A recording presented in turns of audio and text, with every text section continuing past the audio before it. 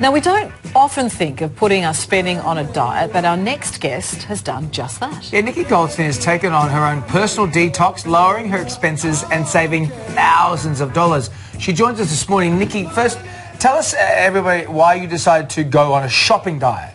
Well, I think this is one of those things that we laugh about, but for me I got to this point where I realised I was wasting so much time and money, and I was in this cycle where I was feeling very anxious. You know, I'd be spending time online or I'd be spending time at the shops, and all of a sudden I wouldn't feel good about what I was doing, and I got to a point where I thought I actually have to do something drastic because this isn't healthy for me.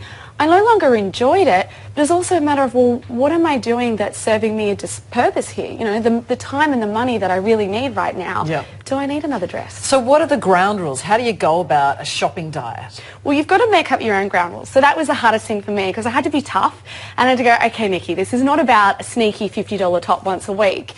So for me, I said things like, you know, necessities. So necessities were hairspray, foundation, like any cosmetics that I ran out of. I was allowed to buy presents for other people. You know, that's really important when you've got friends and family that have birthdays. Also, people are allowed to buy presents for me. So I only used that once. I was going to Melbourne. I said to my mum, I really have run out of winter clothes. Can you just buy me one jumper? So, you know, you've got to be careful with those things because you don't want to go running around to your friends and saying, hey, can you buy me a dress? I'll pay you back after the 6 months. Yeah, right. So you saved since you've saved thousands of dollars in the 6 months. Yes. Has this taught you, what has this taught you, and what was the most surprising thing it taught you about yourself? I think it taught me that I was placing too much of my emotions on physical things in life. Wow. So I was really focused on what I was buying and what I had.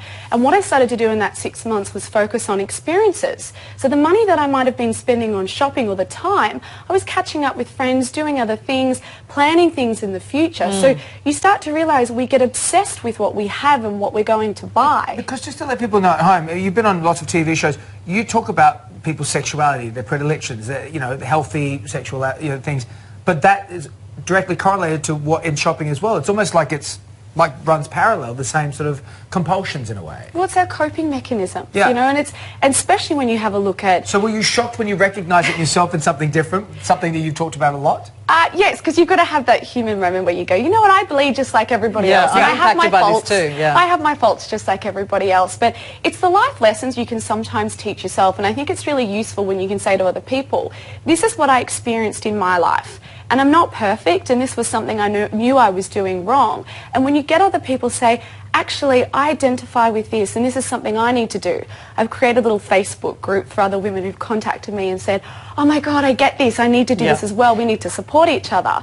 And it starts to make sure that your stories are actually worthwhile. And you know what, you actually admitting to that and putting yourself through this means that the message cuts through even clearer too. So well done you, and that's great you saved all that money along the way too. Well done. Thank you now so I've got to work out what to do for the next 6 months.